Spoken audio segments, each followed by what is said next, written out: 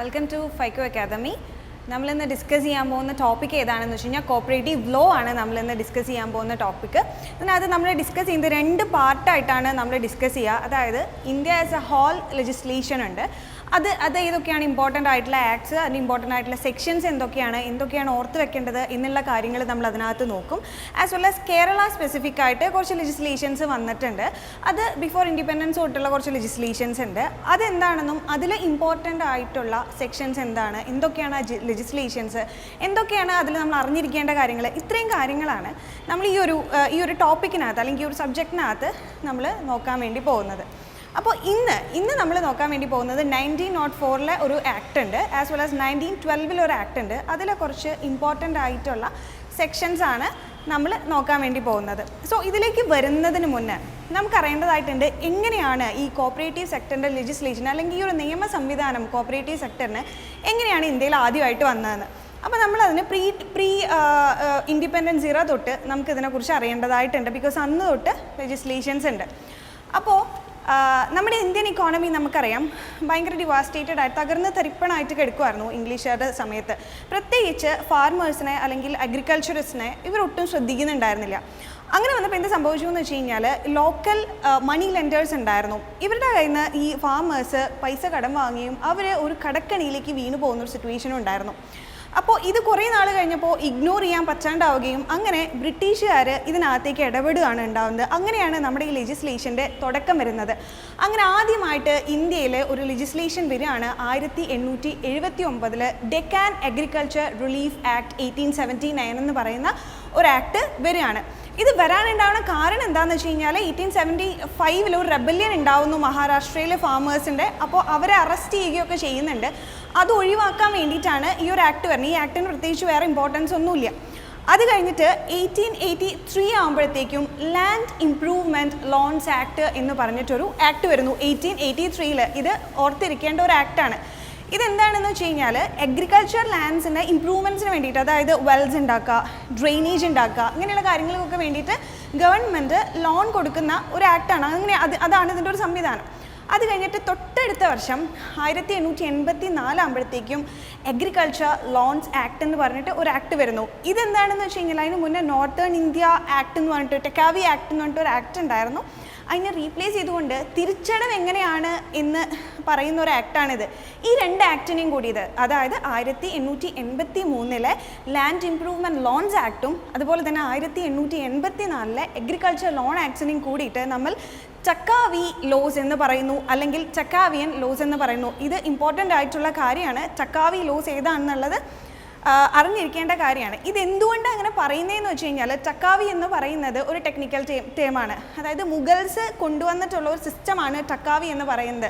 ഈ short term ആയിട്ട് government കൊടുക്കുന്ന ലോൺസ് ആണ് ഈ ഫാമേഴ്സിന് ടക്കാവി എന്ന് പറയുന്നത്. അപ്പോൾ ഈ രണ്ട് ലോസും 1883 1884 ആക്ടിനെ ടുഗദർ നമ്മൾ ചക്കാവി ആക്ട് അല്ലെങ്കിൽ ചക്കാവി ലോസ് എന്ന് പറയുന്നു. അത് കഴിഞ്ഞിട്ട് കുറച്ച് നാൾ കഴിഞ്ഞ് പോകുന്നു. ഈ ആക്ട് വന്നതുകൊണ്ട് പ്രത്യേകിച്ച് ഉപകാരമൊന്നും നമ്മുടെ ഇന്ത്യൻ ഇക്കോണമിയിൽ കാണുന്നില്ല. അങ്ങനെ ഇരിക്കുമ്പോൾ എന്തുണ്ടാവുന്നു എന്ന് വെച്ച് കഴിഞ്ഞാൽ 1892 ആകുമ്പോഴത്തേക്കും 1892 ആകുമ്പോഴത്തേക്കും മദ്രാസ് ഗവൺമെൻറ് ഫെഡറിക് നിക്കോളാസ് എന്ന് പറയുന്ന ഒരു ഇംഗ്ലീഷുകാരനെ യൂറോപ്പിലേക്ക് അയക്കുകയാണ്. ഇയാളെ എന്തിനാണ് അയക്കുന്നതെന്ന് വെച്ച് കഴിഞ്ഞാൽ അവിടെ കോപ്പറേറ്റീവ് മൂവ്മെൻറ്റ്സ് വളരെ ഫ്ലറിഷ്ഡ് ആയിട്ട് നിൽക്കുന്ന ഒരു സമയമാണ്. അപ്പോൾ അവിടെ പോയിട്ട് ഇതിനെക്കുറിച്ച് പഠിച്ച് വരാൻ പറഞ്ഞിട്ടാണ് ഇദ്ദേഹത്തിന് അയക്കുന്നത്. അങ്ങനെ 1892 ഫെഡറിക് നിക്കോളാസ് എന്ന് പറയുന്ന ഒരാളെ മദ്രാസ് ഗവൺമെൻറ് യൂറോപ്പിലേക്ക് അയക്കുന്നു. 1895 ആകുമ്പോഴത്തേക്കും എന്താ ഉണ്ടാകുന്നതെന്ന് വെച്ച് കഴിഞ്ഞാൽ അയാൾ ഒരു റിപ്പോർട്ട് വെക്കുന്നു റെക്കമെൻഡിങ് ദാറ്റ് ഒരു കോപ്പറേറ്റീവ് സൊസൈറ്റി മോഡൽ, ജർമ്മനിയിലൊക്കെ കാണുന്ന പോലെയുള്ള ഒരു കോപ്പറേറ്റീവ് സൊസൈറ്റി മോഡൽ ഇന്ത്യയിൽ എസ്റ്റാബ്ലിഷ് ചെയ്യണം എന്ന് പറഞ്ഞിട്ട് അദ്ദേഹം ഒരു റിപ്പോർട്ട് വെക്കുന്നു. 1895 റിപ്പോർട്ട് വെക്കുന്നത്. എന്നിട്ട് പ്രത്യേകിച്ച് ഒന്നും സംഭവിക്കുന്നില്ല. അങ്ങനെ കുറച്ച് കാലം കൂടെ കഴിയുന്നു. 1901 ആവുന്നു. ആ സമയത്ത് രണ്ട് കാര്യങ്ങൾ സംഭവിക്കുന്നു. എന്താ സംഭവിക്കുന്നതെന്ന് വെച്ച് കഴിഞ്ഞാൽ ആദ്യത്തെ കാര്യം ഫെമൈൻ കമ്മിറ്റി റിപ്പോർട്ട് വരുന്നു. ഫെമൈൻ കമ്മിറ്റി എന്ന് വെച്ചാൽ ഒന്നുമില്ല, ഭയങ്കര പട്ടിണി രാജ്യമായിരുന്നല്ലോ, ഒരുപാട് പട്ടിണി മരണങ്ങളൊക്കെ ഉണ്ടാവുമായിരുന്നു. അതിൻ്റെ റിപ്പോർട്ടാണ് 1901 ആദ്യമായിട്ട് വരുന്നത്. അതിനകത്ത് ഒരു റെക്കമെൻഡേഷൻ വരുന്നു ഗവൺമെൻറ്റിൻ്റെ മുന്നിൽ. അതായത് കോപ്പറേറ്റീവ് സൊസൈറ്റീസ് എസ്റ്റാബ്ലിഷ് ചെയ്യണം ഇന്ത്യയിൽ എന്ന് പറഞ്ഞിട്ട് ഒരു റെക്കമെൻഡേഷൻ വരുന്നു. ഈ റെക്കമെൻഡേഷൻ്റെ ഭാഗമായിട്ട് 1901 എഡ്വേർഡ് ലോ കമ്മിറ്റി എന്ന് പറഞ്ഞിട്ട് ഒരു കമ്മിറ്റി കോൺസ്റ്റിറ്റ്യൂട്ട് ചെയ്യുന്നു 1901. ഈ എഡ്വേർഡ് ലോ കമ്മിറ്റി എന്ന് പറയുന്നത് 3 അംഗങ്ങളുള്ള ഒരു കമ്മിറ്റി ആയിരുന്നു. അതിനകത്ത് ഒരാൾ ഒബ്വിയസ്ലി എഡ്വേർഡ് ലോ ആയിരുന്നു അതിനകത്ത് മെമ്പർ എന്ന് പറയുന്നത്. രണ്ടാമത്തെ ആളെന്ന് പറയുന്നത് ഇംഗ്ലണ്ടിലേക്ക് പറഞ്ഞയച്ച ഫെഡറിക് നിക്കോളാസ് ആയിരുന്നു. മൂന്നാമത്തെ ആൾ ആരായിരുന്നു എന്ന് വെച്ച് കഴിഞ്ഞാൽ ഡ്യൂപ്പനിക്സ് എന്ന് പറഞ്ഞിട്ടുള്ള ഒരാളായിരുന്നു. ഇവരുടെ 3 പേരുടെയും പേര് ഇമ്പോർട്ടൻ്റ് ആണ്. ഇവർ 3 പേരും കൂടിയിട്ട് ഒരു കമ്മിറ്റി ഫോം ചെയ്യുന്നു. ഇവരെന്തിനാ ഫോം ചെയ്യിക്കുന്നതെന്ന് വെച്ച് കഴിഞ്ഞാൽ ഒരു ഫ്രെയിം ഉണ്ടാക്കാനായിട്ട് ഇന്ത്യയിൽ ഈ കോപ്പറേറ്റീവ് സെക്ടറുമായിട്ട് ബന്ധപ്പെട്ടിട്ട് ഒരു ലെജിസ്ലേഷൻ ഫ്രെയിം ചെയ്യാൻ വേണ്ടിയിട്ടാണ് ഈ കമ്മിറ്റി നിയോഗിക്കപ്പെടുന്നത്. അങ്ങനെ 1903 ആകുമ്പോഴത്തേക്കും ഇവരുടെ ഫ്രെയിമിൻ്റെ അടിസ്ഥാനത്തിൽ ഇവർ ഫ്രെയിം ചെയ്തുണ്ടാക്കിയ ഒരു ലോൻ്റെ അടിസ്ഥാനത്തിൽ 1903 ആകുമ്പോഴത്തേക്കും പാർലമെൻറ്റിൽ ഒരു ബില്ല് അവതരിപ്പിക്കപ്പെടുന്നു കോപ്പറേറ്റീവ് സെക്ടറുമായിട്ട് ബന്ധപ്പെട്ടിട്ട്. 1904 ആകുമ്പോഴത്തേക്കും ആ ബില്ല് പാസ്സായിട്ട് the cooperative credit societies act 1904 എന്നുള്ളൊരു ആക്റ്റായിട്ട് വരുന്നു. ഇതാണ് ഇന്ത്യയിലെ ഏറ്റവും സമഗ്രമായിട്ടുള്ള അല്ലെങ്കിൽ ആദ്യമായിട്ട് വന്നിട്ടുള്ള കോപ്പറേറ്റീവ് സെക്ടറുമായിട്ട് ബന്ധപ്പെട്ടിട്ടുള്ള ഒരു ലെജിസ്ലേഷൻ. ഇത് വന്ന ഡേറ്റ് വളരെ കോപ്പറേറ്റീവ് സെക്ടറുമായിട്ട് ബന്ധപ്പെട്ടിട്ട് വളരെ ചരിത്രപ്രാധാന്യമുള്ള ഡേറ്റാണ്. മാർച്ച് 25 ഈ ഒരു ആക്ട് വരുന്നത്. ഇത് ഓർത്ത് വെക്കേണ്ട ഡേറ്റാണ്. അതുപോലെ തന്നെ ആക്ട് 10 ഓഫ് 1904 എന്നാണ് ഈ ഒരു ആക്ട് അറിയപ്പെടുന്നത്. ഈ ആക്ടിൻ്റെ പ്രത്യേകത എന്താണെന്ന് വെച്ച് കഴിഞ്ഞാൽ ഇത് ക്രെഡിറ്റ് സൊസൈറ്റീസ് മാത്രമാണ് രൂപീകരിക്കാൻ സാധിക്കുമായിരുന്നുള്ളൂ. ആ ആക്ടിൻ്റെ പേര് തന്നെ അങ്ങനെയാണ്, കോപ്പറേറ്റീവ് ക്രെഡിറ്റ് സൊസൈറ്റീസ് ആക്ട് 1904 എന്നാണ് ആ ഒരു ആക്ടിൻ്റെ പേര് തന്നെ. ഇതിന് കുറേ പ്രശ്നങ്ങളൊക്കെ ഉണ്ടായിരുന്നു. അതുകൊണ്ട് തന്നെ എന്ത് സംഭവിച്ചു എന്ന് വെച്ച് കഴിഞ്ഞാൽ കുറച്ച് നാൾ കഴിഞ്ഞപ്പോഴത്തേക്കും 1912 ആയപ്പോഴത്തേക്കും ഈ ഒരു ആക്ടിനെ റീപ്ലേസ് ചെയ്യേണ്ടതായിട്ടുള്ള ഒരു ആവശ്യം വന്നു. 1912 act the cooperative societies act 1912 എന്ന് പറഞ്ഞിട്ട് ഒരു ആക്ട് 1912 പാസ്സാക്കുകയാണ്. അത് കഴിഞ്ഞിട്ട് കുറേ കഴിഞ്ഞു, ഈ ഒരു ആക്ട് വന്നു. കുറേ നാളത്തേക്ക് പ്രത്യേകിച്ച് എനക്കൊന്നും സംഭവിക്കുന്നില്ല. അങ്ങനെ 1942 ആകുമ്പോഴത്തേക്കും നമ്മൾ വീണ്ടും ഒരു ആക്ട് പാസ്സാക്കുകയാണ്, multi unit cooperative society act എന്ന് പറഞ്ഞിട്ട്. ഇത് പ്രത്യേകിച്ചൊന്നുമില്ല. അതായത് മുന്നേ ഉണ്ടായിരുന്നത് ഒരു പ്രത്യേക ടൗണിലേക്ക് അല്ലെങ്കിൽ ഒരു പ്രത്യേക വില്ലേജിലേക്ക് മാത്രം ഒതുക്കി നിന്നിരുന്ന സൊസൈറ്റീസ് ആയിരുന്നു അന്ന് ഉണ്ടാക്കിക്കൊണ്ടിരുന്നത്. അതിനെ മാറ്റിയിട്ട് മൾട്ടിപ്പിൾ സ്റ്റേറ്റ്സിലേക്ക് വേണമെന്ന് വെച്ച് കഴിഞ്ഞാൽ ഈ സൊസൈറ്റിയുടെ പ്രവർത്തനം വ്യാപിപ്പിക്കാം എന്നുള്ള രീതിയിൽ 1942 ഒരു ആക്ട് വരുന്നു. ഇൻഡിപെൻഡൻസ് വരുന്നു. അതിനുശേഷം പ്രത്യേകിച്ചൊന്നും സംഭവിക്കുന്നില്ല 1991 വരെ. 1991 ഒരു കാര്യം ഉണ്ടാകുന്നു. എന്താണെന്ന് വെച്ച് കഴിഞ്ഞാൽ ഗവൺമെൻറ് ഒരു മോഡൽ ആക്ട് കൊണ്ടുവരാൻ പറയുന്നു. കോപ്പറേറ്റീവ് സെക്ടറുമായിട്ട് ബന്ധപ്പെട്ടിട്ട് ഒരു മോഡൽ ആക്ട് കൊണ്ടുവരാൻ പറയുന്നു. അതൊരു ആക്ട് അല്ല ആസ് സച്ച്. അത് 1991 ബ്രഹ്ം പ്രകാശ് കമ്മിറ്റി എന്ന് പറയുന്ന ഒരു കമ്മിറ്റി, പ്ലാനിംഗ് കമ്മീഷൻ കോൺസ്റ്റിറ്റ്യൂട്ട് ചെയ്ത കമ്മിറ്റിയാണ്. ആ കമ്മിറ്റി ഒരു മോഡൽ ആക്ട് കോൺസ്റ്റിറ്റ്യൂട്ട് ചെയ്യുന്നു. അത് ആദ്യമായിട്ട് ഇംപ്ലിമെൻറ്റ് ചെയ്യുന്നത് ആന്ധ്രാപ്രദേശ് എന്ന് പറയുന്ന സ്റ്റേറ്റാണ് ആദ്യമായിട്ട് ഇംപ്ലിമെൻറ്റ് ചെയ്യുന്നത്. ഇതിന് പ്രത്യേകിച്ച് വേറെ ഇമ്പോർട്ടൻസ് ഒന്നുമില്ല. അങ്ങനെ ഒരു ആക്ട് ഉണ്ട്, ബ്രഹ്ം പ്രകാശ് കമ്മിറ്റിയാണ് അങ്ങനെ ഒരു ആക്ട് പ്രപ്പോസ് ചെയ്തതെന്നുള്ളതാണ് അതിൻ്റെ അകത്തുള്ള ഇമ്പോർട്ടൻസ്. അത് കഴിഞ്ഞിട്ട് 2002 ആകുമ്പോഴത്തേക്കും ഒരു സമഗ്രമായിട്ടുള്ള ഒരു ആക്ട് വീണ്ടും വരുന്നു, multi state cooperative societies act 2002 എന്ന് പറഞ്ഞിട്ടുള്ള ഒരു ആക്ട് വരുന്നു. ഇതാണ് ഇന്ത്യയിലെ കോപ്പറേറ്റീവ് സെക്ടറുമായിട്ട് ബന്ധപ്പെട്ടിട്ടുള്ള ലെജിസ്ലേഷൻസ്. ടോട്ടൽ ഇത്ര ലെജിസ്ലേഷൻസ് ആണ് ഉള്ളത്. ആസ് എ ഇന്ത്യ ടോട്ടൽ നോക്കുമ്പോൾ അതായത് സ്റ്റേറ്റ്സിന് മറ്റ് ലെജിസ്ലേഷൻസ് ഉണ്ട്, കേരളത്തിലേക്ക് സ്പെസിഫിക് ആയിട്ട് നോക്കുമ്പോൾ മറ്റ് ലെജിസ്ലേഷൻസ് ഉണ്ട്. ഇതിനകത്ത് നമുക്ക് ആദ്യമായിട്ട് അറിയേണ്ടത് 1904 കോപ്പറേറ്റീവ് ക്രെഡിറ്റ് സൊസൈറ്റി ആക്ട്. അതിൻ്റെ പ്രത്യേകതകൾ എന്തൊക്കെയാണ്, അതിനകത്ത് എന്തൊക്കെ കാര്യങ്ങളാണ് പറഞ്ഞിട്ടുള്ളത് എന്നുള്ള കാര്യങ്ങളൊക്കെ അറിയണം. അപ്പോൾ നമ്മൾ പറഞ്ഞ പോലെ ഫെമൈൻ കമ്മീഷൻ്റെ റെക്കമെൻഡേഷൻ പ്രകാരം എഡ്വേർഡ് ലോ കമ്മിറ്റി ഫ്രെയിം ചെയ്തത് പ്രകാരം ഒരു ഡെവിൽ ഇബെറ്റ്സൺ എന്ന് പറഞ്ഞിട്ടുള്ള ഒരു ഇംഗ്ലീഷുകാരൻ കമ്പൈൽ ചെയ്ത പ്രകാരമാണ് ഈ ഒരു കോപ്പറേറ്റീവ് ക്രെഡിറ്റ് സൊസൈറ്റീസ് ആക്ട് 1904 വരുന്നത്. അത് മാർച്ച് 25 പാസ്സാവുന്നത്. അതിന് ആക്ട് 10 ഓഫ് 1904 എന്നാണ് അതിനെ പറയപ്പെടുന്നത്. ഇതിനകത്ത് ടോട്ടൽ 29 സെക്ഷൻസ് ആണ് ഇതിനകത്ത് ടോട്ടലായിട്ടുള്ളത്. അത് സെക്ഷൻസ് എന്തൊക്കെയാണ് എന്നുള്ളത് സ്പെസിഫിക് ആയിട്ട് ഈ ഒരു ആക്ടിനെ കുറിച്ച് പഠിക്കാനില്ല, ബിക്കോസ് അത് റീപ്ലേസ്ഡ് ആയിപ്പോയിട്ടുള്ള ആക്ടാണ്. പക്ഷേ ഇതിനകത്ത് എന്തായിരുന്നു ആദ്യം ഇത് കോൺസ്റ്റിറ്റ്യൂട്ട് ചെയ്തപ്പോൾ ഉണ്ടായിരുന്ന കാര്യങ്ങൾ എന്ന് പറയണം. ആദ്യമായിട്ടെന്ന് വെച്ച് കഴിഞ്ഞാൽ ഇത് റൂറൽ അർബൻ എന്നുള്ള തരത്തിൽ 2 ടൈപ്പ് ഓഫ് സൊസൈറ്റീസ് ഫോം ചെയ്യാനുള്ള ഒരു അങ്ങനെയാണ് സൊസൈറ്റീസ് ക്രെഡിറ്റ് സൊസൈറ്റീസ് ഫോം ചെയ്യേണ്ടതെന്ന് പറയുന്നുണ്ട്. അതിനകത്ത് റൂറൽ സൊസൈറ്റീസ് എന്ന് പറഞ്ഞു കഴിഞ്ഞാൽ നമുക്കറിയാം ഗ്രാമങ്ങളായിട്ട് അല്ലെങ്കിൽ ഗ്രാമത്തിലെ ആൾക്കാരുമായിട്ട് ബന്ധപ്പെട്ടിട്ടുള്ളതാണ്. ഈ സൊസൈറ്റി എങ്ങനെയായിരുന്നു എന്ന് വെച്ച് കഴിഞ്ഞാൽ അൺലിമിറ്റഡ് ലയബിലിറ്റി ആയിരുന്നു ഇവർക്ക്. എന്ന് വെച്ച് കഴിഞ്ഞാൽ ഒരാൾക്ക് ആ സൊസൈറ്റിയിൽ ഷെയർ ഉണ്ടെങ്കിൽ ആ ഷെയർ വാല്യൂവിന് അപ്പുറത്തേക്ക് അയാളുടെ ലയബിലിറ്റി എക്സ്റ്റെൻഡ് ആവുകയാണ്. അതാണ് അൺലിമിറ്റഡ് ലയബിലിറ്റി. അപ്പോൾ ഈ റൂറൽ ക്രെഡിറ്റ് സൊസൈറ്റീസിന് അൺലിമിറ്റഡ് ലയബിലിറ്റിയും അതുപോലെ തന്നെ അർബൻ കോപ്പറേറ്റീവ് ക്രെഡിറ്റ് സൊസൈറ്റീസ് ഉണ്ടായിരുന്നു. അവർക്ക് ലിമിറ്റഡ് ലയബിലിറ്റിയാണ് അന്ന് പ്രിസ്ക്രൈബ് ചെയ്തിട്ടുണ്ടായിരുന്ന കണ്ടീഷൻ. ഓക്കെ, ഇത് സയൻറ്റിഫിക് അല്ല എന്നുള്ളൊരു ആരോപണം പിന്നെ വന്നിരുന്നു. അത് 1912 ആവുമ്പോഴത്തേക്കും ഇത് മാറ്റുന്നുണ്ട്, റിവൈസ് ചെയ്യുന്നുണ്ട്. പിന്നെ അതുപോലെ തന്നെ 10 പേര് കൂടിയിട്ടാണ് ഒരു കോപ്പറേറ്റീവ് സൊസൈറ്റി രൂപീകരിക്കേണ്ടത് എന്ന് പറയുന്നുണ്ട്. ആ 10 പേർക്ക് പ്രത്യേകിച്ച് ക്വാളിഫിക്കേഷൻസ് ഒന്നും പറയുന്നില്ല. അവർ ഫാമേഴ്സ് ആവണം, അഗ്രികൾച്ചറിസ്റ്റ് ആവണം, അങ്ങനെയുള്ള കുറച്ച് കാര്യങ്ങളാണ് അതിനകത്ത് പറയുന്നത്. അങ്ങനെ 10 പേര് കൂടിയിട്ട് ഈ ഒരു സൊസൈറ്റി ഫോം ചെയ്യാം. ആ 10 പേര് എവിടെ നിന്നാവണം? ഒരു ടൗണിൽ നിന്നാവണം, അല്ലെങ്കിൽ ഒരു വില്ലേജിലാവണം, ഈവൻ ഏതെങ്കിലും ഒരു കാസ്റ്റ് അല്ലെങ്കിൽ ക്രീഡ് അതിൽ നിന്നുള്ള മെമ്പേഴ്സ് ആയാലും പ്രശ്നമില്ല. അങ്ങനെ 10 പേരടങ്ങുന്ന ഒരു സൊസൈറ്റിയാണ് ഉണ്ടാക്കേണ്ടത്. അങ്ങനെ സെക്ഷൻ 3 ആണ് ഈ ആക്ടിൻ്റെ സെക്ഷൻ 3 പ്രകാരമാണ് ഈ ഒരു സൊസൈറ്റി കോൺസ്റ്റിറ്റ്യൂട്ട് ചെയ്യേണ്ടത്. അത് ഇമ്പോർട്ടൻ്റ് ആയിട്ടുള്ള സെക്ഷനാണ്, അത് അറിഞ്ഞിരിക്കേണ്ട സെക്ഷനാണ്.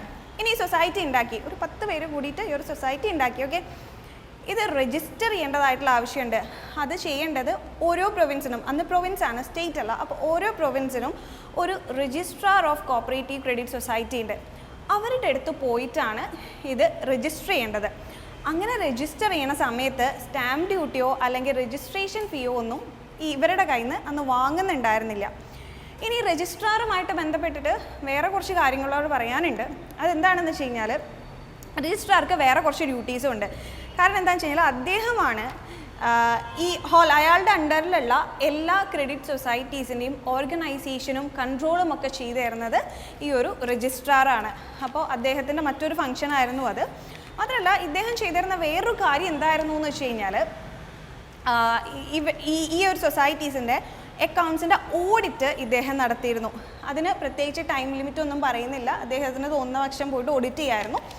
അങ്ങനെ ഒരു ഓഡിറ്റ് പറയുന്നുണ്ട്. അതിനും ഫീ ഒന്നും ചാർജ് ചെയ്യുന്നുണ്ടായിരുന്നില്ല ഈ ഒരു രജിസ്ട്രാർ. ഓക്കെ, പിന്നെ അങ്ങനെ ഒരു സൊസൈറ്റി നമ്മൾ രജിസ്ട്രാർ എടുത്ത് പോയിട്ട് ഫോം ചെയ്യുന്നു.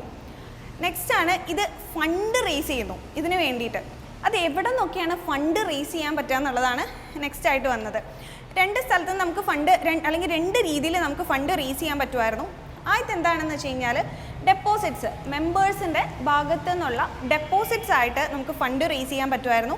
രണ്ടാമത്തെയാണ് ലോൺസ്. അപ്പോൾ ഡെപ്പോസിറ്റ്സ് ആൻഡ് ലോൺസ് ആണ് ഫണ്ട് റേസ് ചെയ്യുന്നതിൻ്റെ പ്രഥമമായിട്ടുള്ള കാര്യങ്ങൾ. ലോൺ എന്ന് വെച്ച് കഴിഞ്ഞാൽ നോൺ മെമ്പേഴ്സിൻ്റെ അടുത്തുനിന്നും ആസ് വെൽ ആസ് ഗവൺമെൻറ്റിൻ്റെ അടുത്തുനിന്ന് അല്ലെങ്കിൽ മറ്റ് കോപ്പറേറ്റീവ് ക്രെഡിറ്റ് സൊസൈറ്റീസിൻ്റെ അടുത്തുനിന്ന് ഇവരുടെ അടുത്ത് നോക്കിയാണ് ഫണ്ട് റേസ് ചെയ്യുന്നത്. ഓക്കെ, ഇനി റേസ് ചെയ്ത ഫണ്ട് എന്താ ചെയ്യുന്നതെന്നുള്ളതാണ്. അത് ലോണായിട്ട് മെമ്പേഴ്സിന് ഡിസ്ട്രിബ്യൂട്ട് ചെയ്യാണ് ചെയ്യുന്നത്. അങ്ങനെ വെറുതെ ഡിസ്ട്രിബ്യൂട്ട് ചെയ്യല്ല ചെയ്യുന്നത്. അതിന്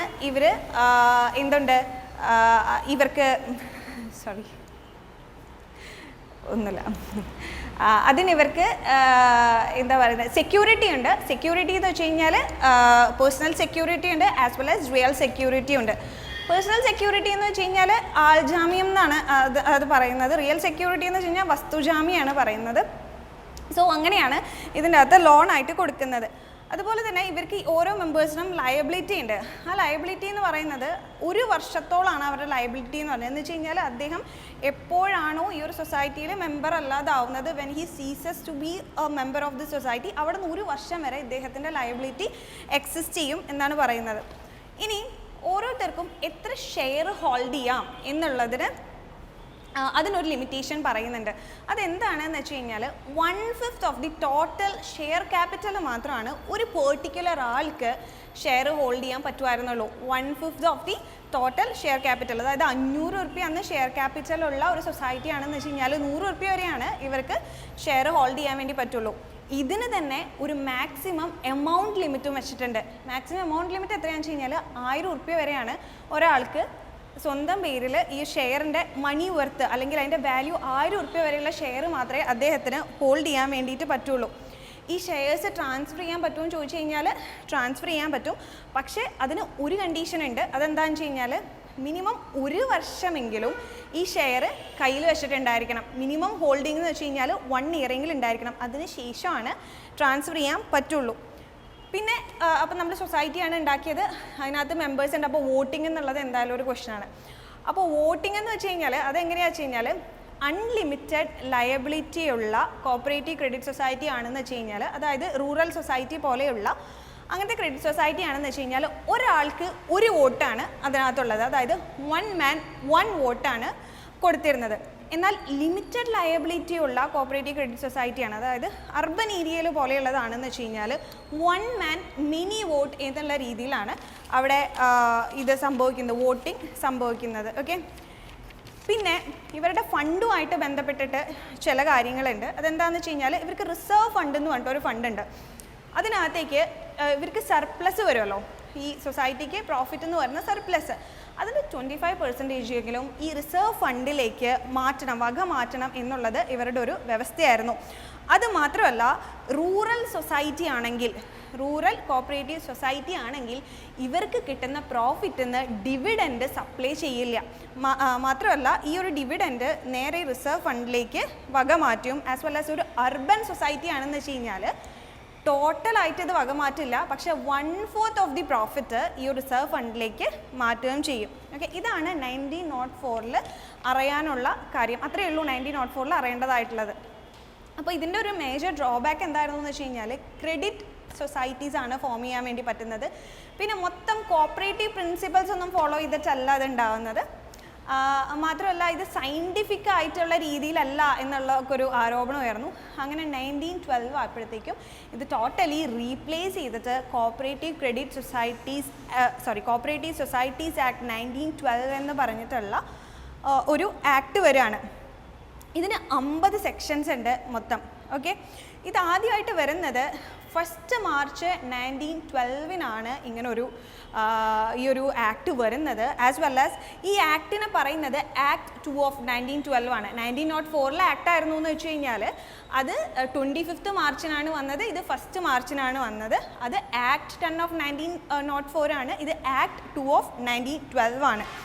ഈ 50 സെക്ഷന് നമ്മൾ നോക്കുകയാണെന്ന് വെച്ച് കഴിഞ്ഞാൽ ഇത് 10 ചാപ്റ്റർ ആയിട്ട് അല്ലെങ്കിൽ ഒരു 10 ഹെഡിങ്ങിൻ്റെ താഴെയായിട്ട് ഇങ്ങനെ അറേഞ്ച് ചെയ്തിരിക്കുന്നത് കാണാം. അത് ചാപ്റ്റർ എന്ന് പറയാൻ പറ്റില്ല, ഒരു 10 ഹെഡിങ്ങിൻ്റെ താഴെയായിട്ട് അറേഞ്ച് ചെയ്തിരിക്കുന്നത് കാണാം. ആ ഹെഡിങ് എന്തൊക്കെയാണെന്ന് വെച്ച് കഴിഞ്ഞാൽ പ്രിലിമിനറി, രജിസ്ട്രേഷൻ, അതുപോലെ തന്നെ rights and liabilities of members, അതുപോലെ തന്നെ ഡ്യൂട്ടീസ് ഓഫ് കോപ്പറേറ്റീവ് സൊസൈറ്റീസ് എന്നൊക്കെ പറഞ്ഞിട്ടുള്ള ഒരു 10 ഹെഡിങ്ങിൻ്റെ താഴെയായിട്ടാണ് ഇത് അറേഞ്ച് ചെയ്തിരിക്കുന്നത്. ഓക്കെ, ഇനി നെക്സ്റ്റ് നോക്കുകയാണെന്ന് വെച്ച് കഴിഞ്ഞാൽ ഓരോ സെക്ഷൻസും നമ്മളിന്ന് നോക്കുന്നത് ആദ്യത്തെ ഒരു 4 ചാപ്റ്റർ, ഒരു 27 സെക്ഷൻസാണ് നമ്മളിന്ന് നോക്കുന്നുള്ളൂ.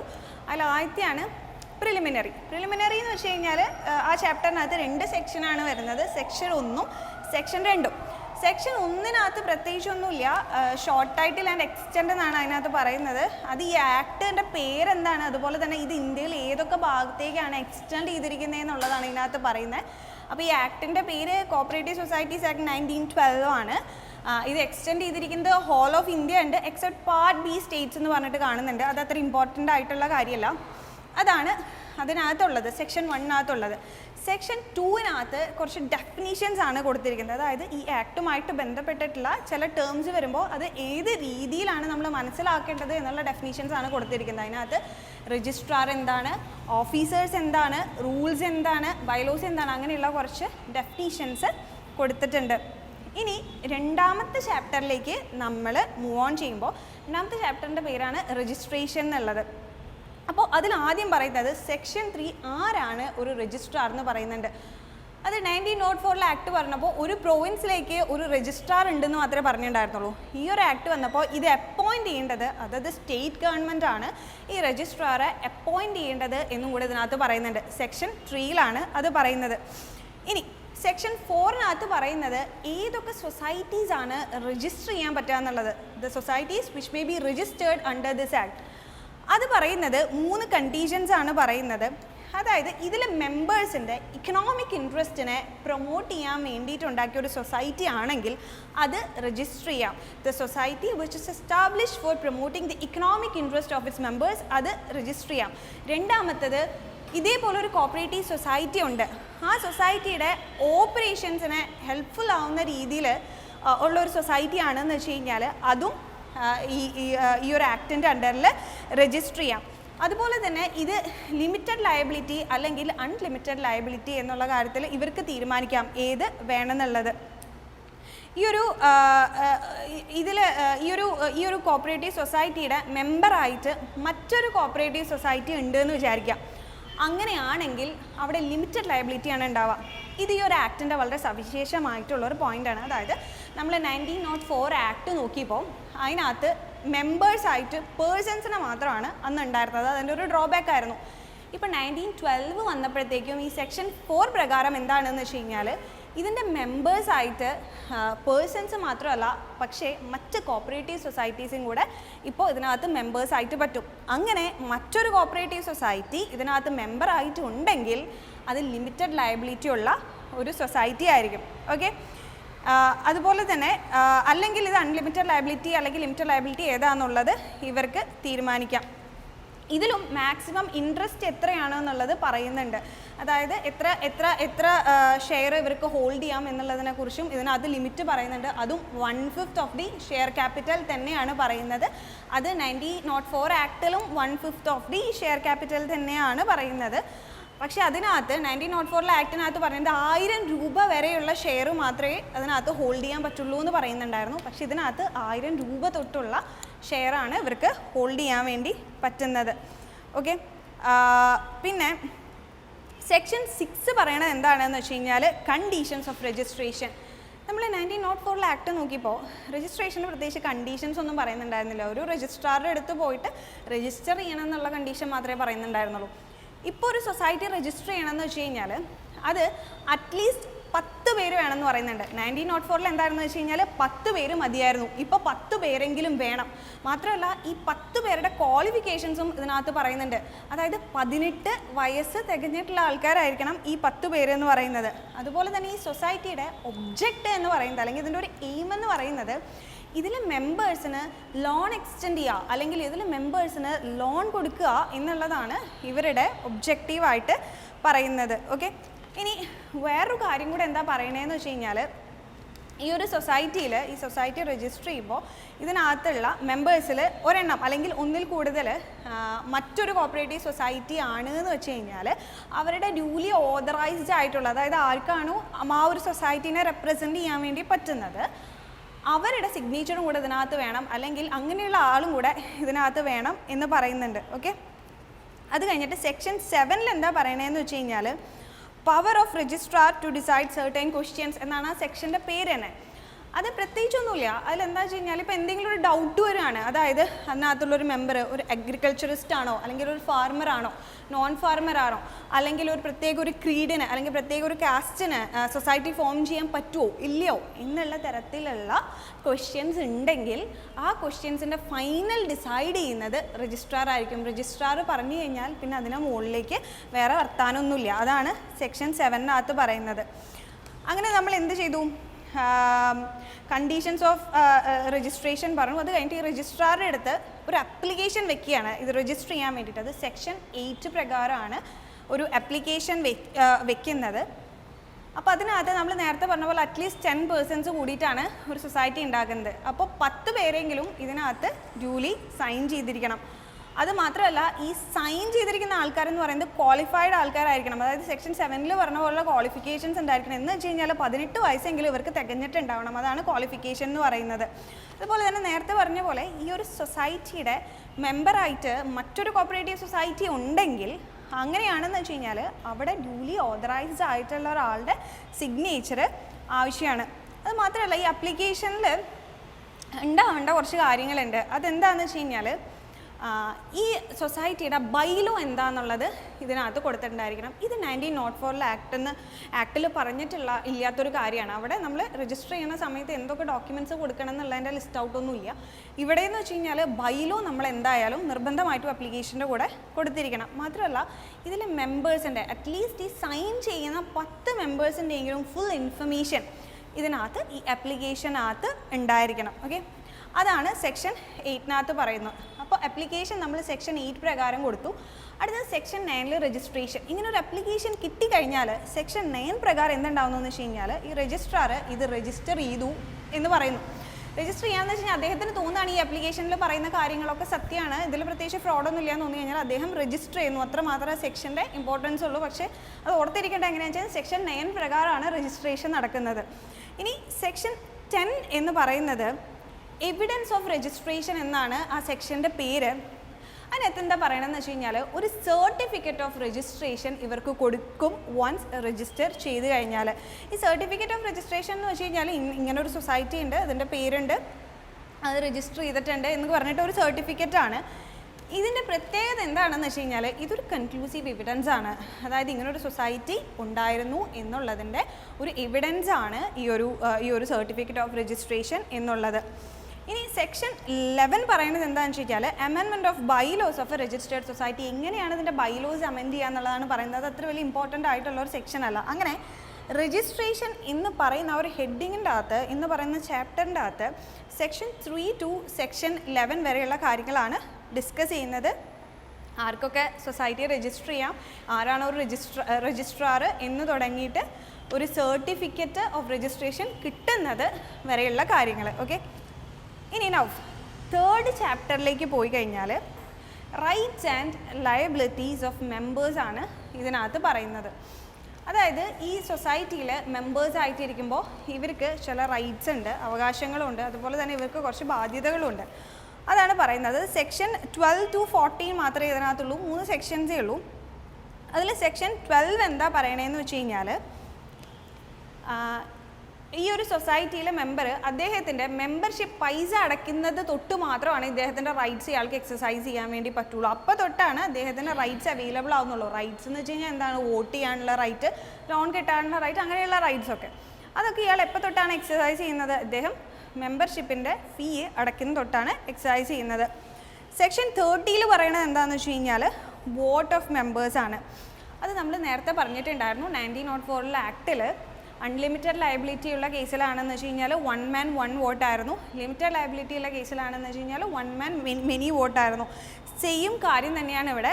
ഒരു എക്സെപ്ഷൻ ഉണ്ട്. അതായത് അൺലിമിറ്റഡ് ലയബിലിറ്റിയുടെ കാര്യത്തിലാണെന്ന് വെച്ച് കഴിഞ്ഞാൽ സെയിം തന്നെ 1 member 1 vote തന്നെ. പക്ഷേ ലിമിറ്റഡ് ലയബിലിറ്റിയുടെ കാര്യത്തിലാണെന്ന് വെച്ച് കഴിഞ്ഞാൽ അവരുടെ ബൈലോ എന്താണോ പ്രിസ്ക്രൈബ് ചെയ്യുന്നത് അതനുസരിച്ചായിരിക്കും വോട്ടിംഗ് റൈറ്റ് ഉണ്ടാവുക.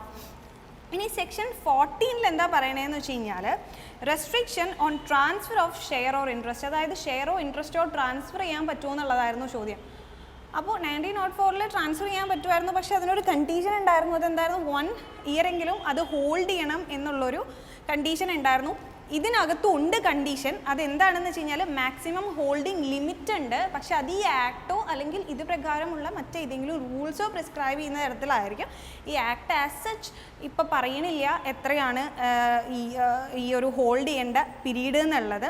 പക്ഷേ അൺലിമിറ്റഡ് ലയബിലിറ്റി ഉള്ള ഒരു സൊസൈറ്റി ആണ് എന്ന് വെച്ച് കഴിഞ്ഞാൽ 1 വർഷത്തേക്ക് ട്രാൻസ്ഫർ ചെയ്യാൻ വേണ്ടിയിട്ട് പറ്റില്ല. ഈ ഒരു ഷെയർ അല്ലെങ്കിൽ ഇൻട്രസ്റ്റ് അദ്ദേഹം 1 വർഷമെങ്കിലും കൈവശം വെച്ചിരിക്കണം. അതിനുശേഷം മാത്രമാണ് ട്രാൻസ്ഫർ ചെയ്യാൻ വേണ്ടി പറ്റുള്ളൂ. മാത്രമല്ല ഈ ഒരു ട്രാൻസ്ഫർ ആർക്കാണ് പറ്റുള്ളൂ? ആ സൊസൈറ്റിയിലെ മറ്റൊരു മെമ്പർക്കോ അല്ലെങ്കിൽ ആ സൊസൈറ്റിയിലേക്ക് കൂടെ പറ്റുള്ളൂ ഈ ഒരു ട്രാൻസ്ഫർ. ഇതാണ് ഇദ്ദേഹത്തിൻ്റെ റൈറ്റ്സ്, ലയബിലിറ്റീസ് എന്ന് വെച്ച് കഴിഞ്ഞാൽ.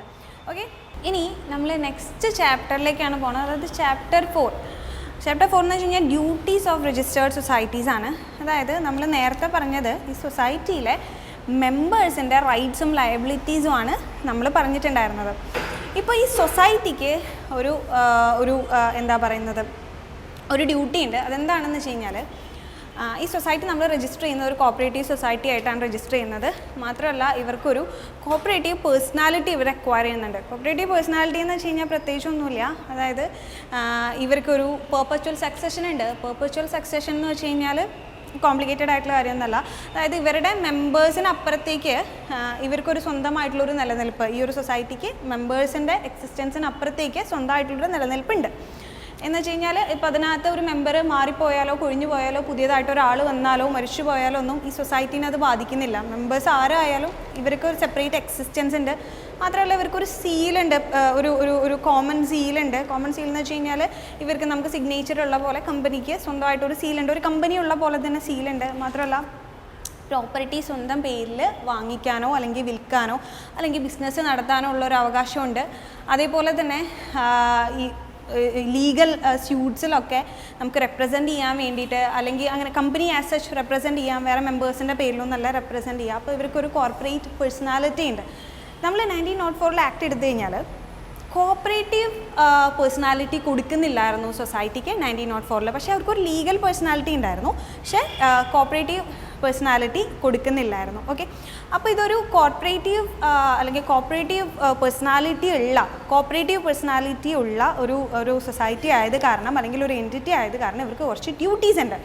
അല്ല, ആദ്യത്തെ ഡ്യൂട്ടി പറയുന്നത് സെക്ഷൻ 15 പറയുന്നത് അഡ്രസ് ഓഫ് സൊസൈറ്റീസ് എന്നാണ് ആ സെക്ഷൻ്റെ പേര്.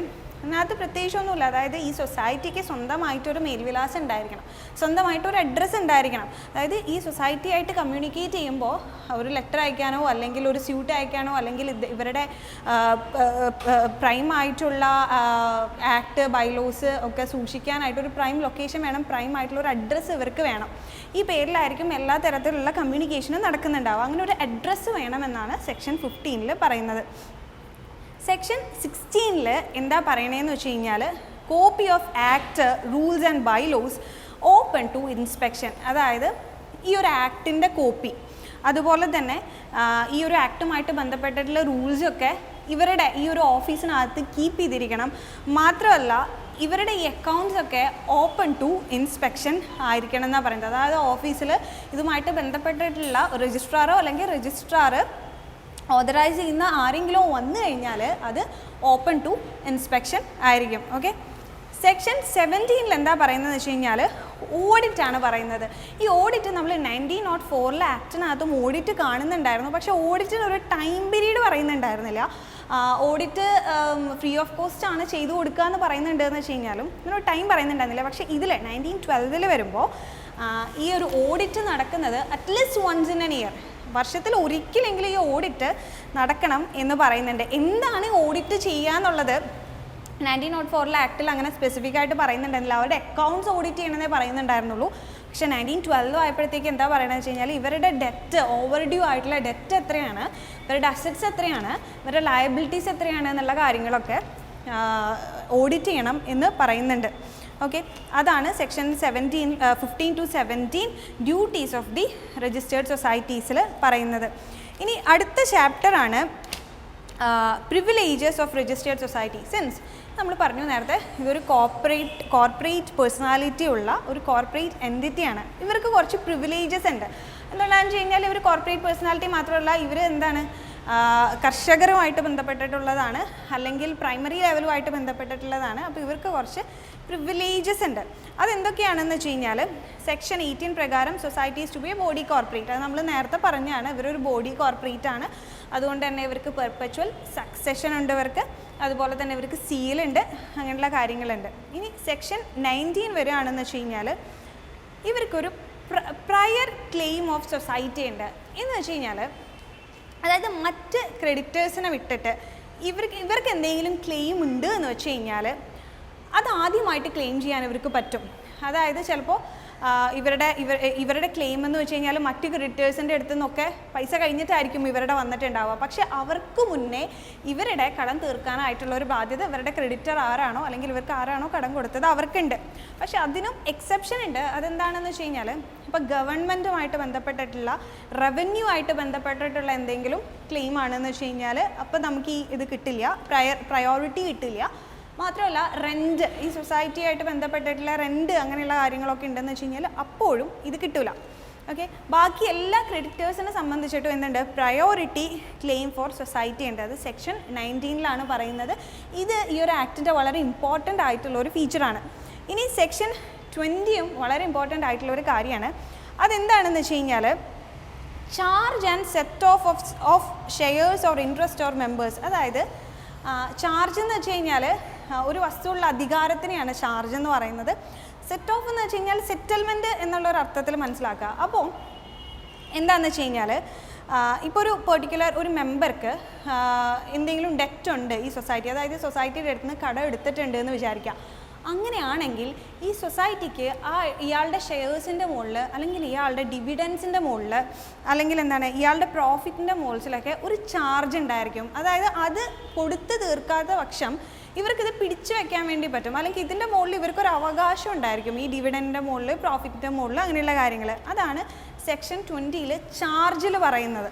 ഓക്കെ, ഇനി സെറ്റ് ഓഫ് എന്ന് വെച്ച് കഴിഞ്ഞാൽ ഇതേപോലെ തന്നെ എന്താണ് എന്തെങ്കിലും ഒരു ഈ ഒരു സൊസൈറ്റി ഒരു മെമ്പർക്ക് എന്തെങ്കിലും പൈസ കൊടുക്കാനുണ്ട് എന്ന് വിചാരിക്കുക. അതായത് എന്തെങ്കിലും ഷെയർ ഓഫ് ഡിവിഡൻറ്റോ അല്ലെങ്കിൽ ഇൻട്രസ്റ്റോ അങ്ങനെ എന്തെങ്കിലും കൊടുക്കാൻ ഉണ്ടെങ്കിൽ അപ്പം നമുക്ക് എന്ത് ചെയ്യാം, മാത്രമല്ല അവരിങ്ങോട്ട് നമുക്ക് എന്തെങ്കിലും പേയ്മെൻറ്റ് തരാനുണ്ടെന്ന് വെച്ച് കഴിഞ്ഞാൽ അത് രണ്ടും കൂടെ തമ്മിൽ സെറ്റിൽ ചെയ്ത് പോവാം.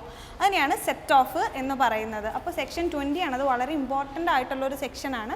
1904 കാണാത്തതായിട്ടുള്ളൊരു പ്രോപ്പർട്ടിയാണ്. ഓക്കെ, ഇനി അത് കഴിഞ്ഞിട്ട് സെക്ഷൻ 21-ലേക്ക് വരികയാണെന്ന് വെച്ച് കഴിഞ്ഞാൽ share or interest not liable to attachment. ഇത് വളരെ ഇമ്പോർട്ടൻ്റ് ആയിട്ടുള്ളൊരു കാര്യമാണ്. എന്ന് വെച്ച് കഴിഞ്ഞാൽ ഇപ്പം ഇതിലേതെങ്കിലും ഒരു മെമ്പർക്ക് എന്തെങ്കിലും ഒരു കടബാധ്യത ഉണ്ടെന്ന് വിചാരിക്കാം. അങ്ങനെ കടബാധ്യത ഉണ്ടാകുന്ന സമയത്ത് അതുമായിട്ട് ബന്ധപ്പെട്ട് കോടതിയിൽ നിന്ന് ഒരു ജഡ്ജ്മെൻറ്റ്, ഡിഗ്രി എന്ന് പറയും അല്ലെങ്കിൽ ഒരു ഓർഡർ എന്ന് പറയും, അത് വരുവാണ്. ഇയാളുടെ പ്രോപ്പർട്ടീസ് അറ്റാച്ച് ചെയ്യാനായിട്ടുള്ള ഒരു ഓർഡർ വരികയെന്ന് വിചാരിക്കാം. പക്ഷേ ഇയാളുടെ ഷെയറോ അല്ലെങ്കിൽ ഇയാളുടെ ഡിവിഡൻറ്റോ ഇയാളുടെ പ്രോപ്പർട്ടിയോ ഈ ഒരു കോപ്പറേറ്റീവ് സൊസൈറ്റി ആയിട്ട് ബന്ധപ്പെട്ടിട്ടുള്ള എന്തെങ്കിലും ഷെയറോ അല്ലെങ്കിൽ ഡിവിഡൻറ്റോ പ്രോഫിറ്റോ ഒന്നും അറ്റാച്ച് ചെയ്യാനായിട്ട് പറ്റില്ല ഗവൺമെൻറ്റിന്. കോടതിയുടെ ഏതെങ്കിലും ഒരു ഓർഡർ പ്രകാരമോ അല്ലെങ്കിൽ ഡിഗ്രി പ്രകാരമോ വന്നിട്ടുള്ള അറ്റാച്ച്മെൻറ്റ് എന്ന് പറയുന്ന സംഭവം ഉണ്ടെങ്കിൽ പോലും ഈ ഒരു കോപ്പറേറ്റീവ് സൊസൈറ്റി ആയിട്ട് ബന്ധപ്പെട്ടിട്ടുള്ള കാര്യങ്ങൾ അറ്റാച്ച് ചെയ്യാൻ വേണ്ടിയിട്ട് പറ്റില്ല. അതുമാത്രമല്ല ഇൻസോൾവൻസി പ്രൊസീഡിങ്സ് ഉണ്ട്. ഇൻസോൾവൻസി എന്ന് വെച്ച് കഴിഞ്ഞാൽ പാപ്പരാവുക എന്നുള്ളൊരു കാര്യമാണ് കേട്ടോ. അപ്പോൾ അങ്ങനെ എന്തെങ്കിലും പ്രൊസീഡിങ്സ് ഉണ്ട് എന്ന് വെച്ച് കഴിഞ്ഞാൽ, എസ്പെഷ്യലി കമ്പനീസിൻ്റെ ഒക്കെ കാര്യമാണെന്ന് വെച്ച് കഴിഞ്ഞാൽ അങ്ങനെയുള്ളതും ഈ ഒരു ഇതിലേക്ക് ഇവരുടെ ഈ സൊസൈറ്റിയുടെ ഭാഗമായിട്ടുള്ള പ്രോപ്പർട്ടിയിലേക്ക് ആപ്ലിക്കബിൾ ആവാൻ വേണ്ടിയിട്ട് പറ്റില്ല. അതാണ് സെക്ഷൻ 21 പറയുന്നത്. ഇനി സെക്ഷൻ 22-ൽ എന്താണെന്ന് പറയുന്നതെന്ന് വെച്ച് കഴിഞ്ഞാൽ transfer of interest on death of A member. ഒരു മെമ്പർ മരിച്ചു കഴിഞ്ഞാൽ എന്താ ചെയ്യുക, അയാളുടെ ഇൻട്രസ്റ്റ് അല്ലെങ്കിൽ അയാളുടെ ഷെയർ എവിടേക്കാണ് ട്രാൻസ്ഫർ ചെയ്ത് കൊടുക്കുക, ആർക്കാണ് കൊടുക്കുക എന്നുള്ളതാണ്. ഇത് 1904 ആക്ടിൽ കാണുന്നില്ല. അപ്പോൾ ഇതിനകത്ത് എന്താണെന്ന് വെച്ച് കഴിഞ്ഞാൽ നമ്മൾ ഇതിനകത്ത് മെമ്പർഷിപ്പ് എടുക്കുന്ന സമയത്ത് തന്നെ വേറൊരാളെ നോമിനേറ്റ് ചെയ്തിട്ടുണ്ടായിരിക്കും. ആ നോമിനേറ്റഡ് ആയിട്ടുള്ള ആൾക്കാണ് ഇത് ട്രാൻസ്ഫർ ചെയ്ത് കൊടുക്കുന്നത്. ഇൻ കേസ് അങ്ങനെ ഒരു നോമിനേറ്റഡ് ആയിട്ടുള്ള ഒരാളില്ല എന്ന് വിചാരിക്കാം. അങ്ങനെയാണെങ്കിൽ അദ്ദേഹത്തിൻ്റെ മറ്റ് ലീഗൽ റെപ്രസെൻറ്റേറ്റീവിന് അല്ലെങ്കിൽ ലീഗൽ ഹെയർ ആയിട്ടുള്ള ആൾക്കായിരിക്കും ഇത് ട്രാൻസ്ഫർ ചെയ്ത് കൊടുക്കുക. ഓക്കെ, അത് കഴിഞ്ഞിട്ട് സെക്ഷൻ 23 പറയുന്നുണ്ട്. അതിനകത്ത് liability of A past member എന്ന് പറയുന്നുണ്ട്. അപ്പോൾ നമ്മൾ ഇത് 1904 ആക്ടിലും കണ്ടിട്ടുണ്ടായിരുന്നു. ലയബിലിറ്റി ഓഫ് പാസ്റ്റ് മെമ്പർ എന്ന് വെച്ച് കഴിഞ്ഞാൽ 1 ഇയർ ആണ് പറയുന്നുണ്ടായിരുന്നത്. ഇതിനകത്തത് 2 ഇയർ ആണ്. അതായത് ഒരാൾ ഈ സൊസൈറ്റിയുടെ മെമ്പർ ആവുന്നത് നിർത്തിയതിന് ശേഷം, ഓക്കെ, അതിനുശേഷം എത്ര കാലത്തേക്കാണ് അയാളുടെ ലയബിലിറ്റി എക്സ്റ്റെൻഡ് ചെയ്യാന്നുള്ളതാണ്. 2 വർഷമാണുള്ളത്. 2 വർഷത്തോളം ഈ കമ്പനി ഈ സൊസൈറ്റി ആയിട്ട് ബന്ധപ്പെട്ടിട്ട് എന്തെങ്കിലും കടബാധ്യത വന്നു കഴിഞ്ഞാൽ ഇയാളുടെ ഡിവിഡൻറ്റിന്നോ പ്രോഫിറ്റിന്നോ അത് എടുക്കാം. ഓക്കെ, അതാണ്. ഇനി സെക്ഷൻ 24 എന്താ പറയണതെന്ന് വെച്ച് കഴിഞ്ഞാൽ liability of A disease member. ഇനി ഇങ്ങനെ മെമ്പർ അല്ലാതാവുന്ന ഒരാൾ മരിച്ചു പോവുകയാണെങ്കിൽ അയാളുടെ ലയബിലിറ്റി എത്രത്തോളം നാൾ എക്സ്റ്റെൻഡ് ആവുന്നു എന്നുള്ളതാണ് നെക്സ്റ്റ് ക്വസ്റ്റ്യൻ. അത് 1 വർഷത്തേക്കാണ് അദ്ദേഹത്തിൻ്റെ ലയബിലിറ്റി എക്സ്റ്റെൻഡ് ആവുന്നുള്ളൂ. ഓക്കെ, ഇനി അടുത്താണ് സെക്ഷൻ 25. സെക്ഷൻ 25 എന്ന് വെച്ച് കഴിഞ്ഞാൽ ഈ രജിസ്റ്റർ ഉണ്ടല്ലോ, അതായത് ഈ മെമ്പർഷിപ്പ് രജിസ്റ്റർ ചെയ്ത് വെച്ചിട്ടുള്ള ഈ രജിസ്റ്റർ, ഇതൊരു പ്രൈമ ഫേസ് എവിഡൻസ് ആണ്. പ്രൈമ ഫേസ് എന്ന് വെച്ച് കഴിഞ്ഞാൽ പ്രഥമ ദൃഷ്ട്യാ ഉള്ള എവിഡൻസ് ആണ്. എന്തിനാണെന്ന് വെച്ച് കഴിഞ്ഞാൽ ഒരാൾ ഇന്ന് തൊട്ടാണ് ഈ ഒരു സൊസൈറ്റിയുടെ മെമ്പറായത്, ആ ഡേറ്റ്, അതുപോലെ തന്നെ ഇന്ന് തൊട്ടാണ് മെമ്പർ അല്ലാതാവുന്നത്, ആ ഡേറ്റ്, ഇതിൻ്റെയൊക്കെ പ്രഥമ ദൃഷ്ട്യാ ഉള്ള എവിഡൻസ് ആണ് ഈ ഒരു രജിസ്ട്രാർ എന്ന് വെച്ച് കഴിഞ്ഞാൽ. ഇത് ലീഗലി ഉപയോഗിക്കാവുന്ന, ലീഗലി അക്നോളജ്ഡ് ആയിട്ടുള്ള ഒരു പ്രൂഫാണ്. ഓക്കെ, ഇനി അടുത്തതെന്ന് വെച്ച് കഴിഞ്ഞാൽ സെക്ഷൻ 26 ആണ്. Proof of entries in societies book. ഈ പറഞ്ഞ പോലെയുള്ള ഈ സൊസൈറ്റിയുടെ ബുക്കിൽ എൻട്രി ചെയ്തിട്ടുള്ള കാര്യങ്ങൾ അത് പ്രൂഫായിട്ട് നമുക്ക് ഉപയോഗിക്കാം എന്നുള്ളതാണ് നേരത്തെ പറഞ്ഞ സെക്ഷൻ്റെ ഒരു എക്സ്റ്റൻഷൻ തന്നെയാണ്. അത് ഡ്യൂലി ഓതറൈസ്ഡ് ആയിട്ടുള്ള, അതായത് ആർക്കാണോ ഇതിൻ്റെ പുറത്ത് ഓതറൈസ് ചെയ്യാൻ വേണ്ടി പറ്റുന്നത്, ആർക്കാണോ സൈൻ ചെയ്യാൻ വേണ്ടി പറ്റുന്നത്, അവർ സൈൻ ചെയ്തിട്ടുള്ള ഒരു കോപ്പിയാണെന്ന് വെച്ച് കഴിഞ്ഞാൽ അത് കോടതി പോലും നമുക്ക് ഒരു എവിഡൻസ് ആയിട്ട് ഉപയോഗിക്കാം എന്നുള്ളതാണ് ഇതിൻ്റെ ഇമ്പോർട്ടൻസ്. അടുത്തത് സെക്ഷൻ 27 ആണ്. 27 എന്ന് വെച്ച് കഴിഞ്ഞാൽ പ്രത്യേകിച്ചൊന്നുമില്ല, കുറച്ച് എക്സംഷനാണ് പറയുന്നത്. അതായത് ഒരു കോപ്പറേറ്റീവ് സൊസൈറ്റി ആയതുകൊണ്ട് തന്നെ ഇതിൻ്റെ ഷെയർസ് ഡിബെഞ്ചേഴ്സ് ഒന്നും രജിസ്റ്റർ ചെയ്യേണ്ട കാര്യമില്ല, അത് എക്സംപ്റ്റഡ് ആണ് എന്നുള്ളതാണ് അതിനകത്ത് പറയുന്നത്. പ്രത്യേകിച്ച് വേറെ ഒന്നുമില്ല. സോ അത്രത്തോളമാണ് ഇന്നത്തേക്കുള്ളത്. ഫൈക്കോ academy, first floor, PV complex, civil line road, west fort, Thrissur. Phone 9946 999 460, 9946 999 461.